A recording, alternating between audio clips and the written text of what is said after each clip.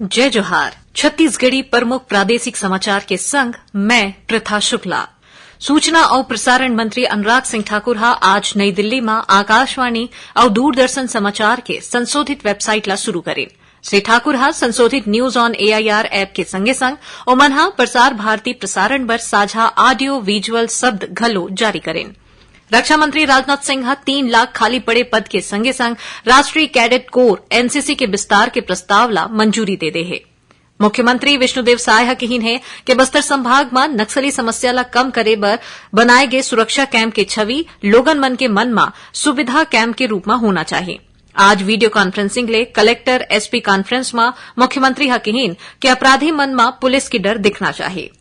रायपुर और भिलाई नगर निगम में 100 ले 150 टन हर दिन क्षमता के नगरीय ठोस अपशिष्ट में आधारित कंप्रेस्ड बायोगैस संयंत्र बनाए जाही। इस संबंध में आज मुख्यमंत्री के उपस्थिति में एक ठिन समझौता पत्र में हस्ताक्षर करे गए है। खेल और युवा कल्याण विभाग को तिले काली राज्य के प्रतिभाशाली खिलाड़ी मन ला राज्य खेल अलंकरण दी जाही।